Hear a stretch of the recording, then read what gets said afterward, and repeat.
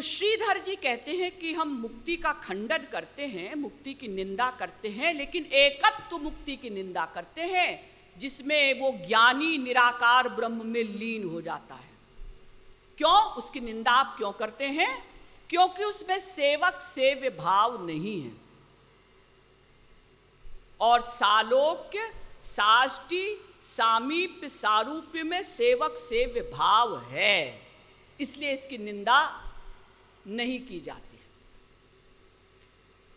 इसीलिए हनुमान जी ने भी कहा भवबंधच्छिदे तस्मै स्पृहयामि न मुक्तये भवान प्रभुरहंदास इति यत्र विलुप्यते। वाल्मीकि रामायण। हनुमान जी कहते हैं कि हे राम,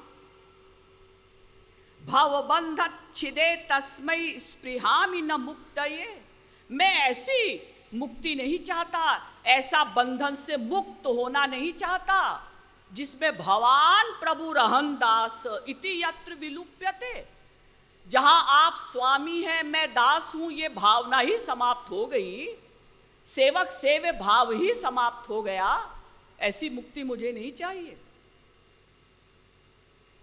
अस विचारी जे परम सयाने मुक्ति निरादरी भक्ति लुभानी। तो मोक्ष की निंदा उस मोक्ष की गई है जिसमें सेवक सेव्य भाव नहीं होता, और वो एकत्व मुक्ति में सेवक सेव्य भाव नहीं रहता, क्योंकि वो ज्ञानी, वो पर्सनैलिटी ब्रह्म में लीन हो गई है।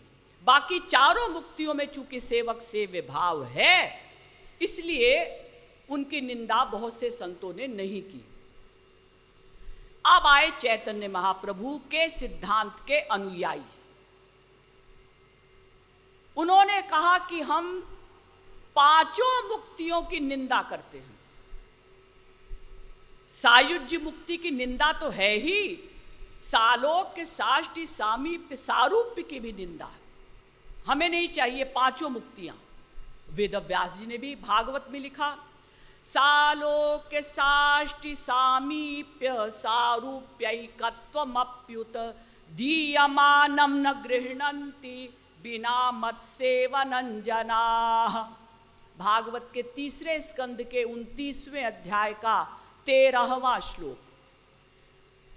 असली प्रेमी पांचों प्रकार की मुक्ति देने पर भी नहीं लेते।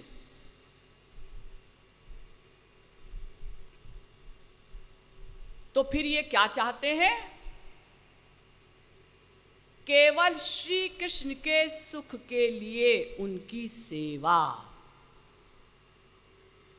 स्वसुख वासना गंध लेश शून्य श्री कृष्ण सुखैक तात्पर्यमयी सेवा।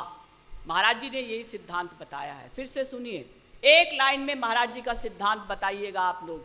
कोई भी आपसे पूछे आपके कृपालु जी महाराज ने क्या सिद्धांत बताया है, क्या लक्ष्य है आप लोगों का, तो बता दीजिएगा एक लाइन में, स्वसुख वासना गंध लेश शून्य श्री कृष्ण सुखैक तात्पर्यमयी सेवा बताया है महाराज जी ने।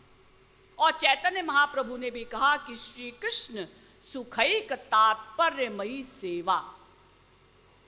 जीव गोस्वामी जी कहते हैं कि देखो, हम जो ये चारों मुक्ति की भी निंदा कर रहे हैं, पांचवी की तो निंदा है ही, वो इसलिए कर रहे हैं कि उसमें प्योर माधुर्य नहीं होता, ऐश्वर्य प्लस माधुर्य मिक्सचर होता है। वो भक्ति तदीयतामयी है, मदीयतामयी नहीं है। वो जो 5 प्रकार की मुक्ति है ना, उसमें एकत्व मुक्ति को तो छोड़ ही दीजिए, जो 4 हैं वो तदीयतामयी हैं, यानी हम उनके हैं ये भावना रहती है, वे हमारे हैं ये भावना नहीं रहती।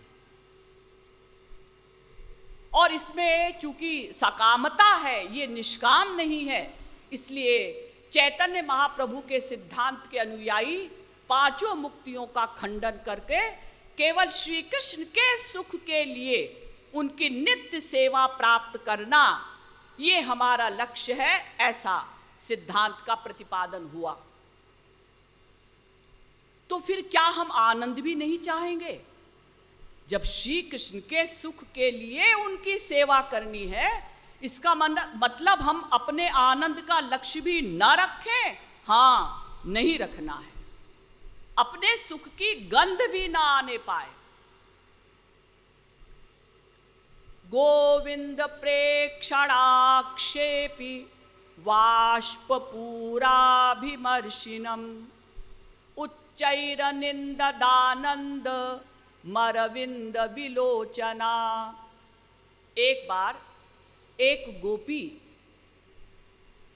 श्री कृष्ण का दर्शन कर रही थी, उनकी सेवा भी कर रही थी।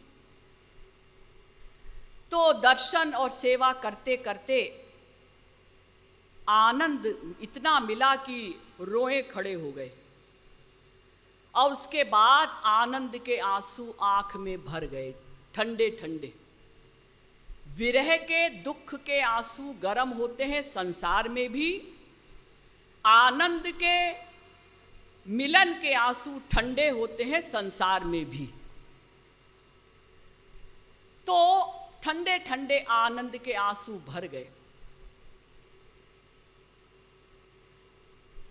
तो दूसरी सखी ने पूछा कि सखी, तू लगातार श्री कृष्ण की ओर देख रही है, तो क्या श्री कृष्ण की आंखों में जो रस है, उस रस के सौरस्य को, आनंद को ग्रहण कर रही है? पहली गोपी ने कहा नहीं। तो फिर क्या कर रही है तू? मैं श्री कृष्ण की ओर इसलिए नहीं देख रही हूं कि मुझे उनको देखने पर सुख मिल रहा है, बल्कि इसलिए देख रही हूं कि श्री कृष्ण मेरी आंखों की ओर जब देखते हैं तो उनको सुख मिल रहा है। इसलिए मैं लगातार उनकी ओर देख रही हूं कि वो भी मेरी ओर देखें, तो मेरी आंखों के देखने पर उन्हें जो सुख मिलता है वो मिलता रहे। लेकिन मुझे तो आनंद इतना मिला कि मेरी आंखों में आंसू आ गए।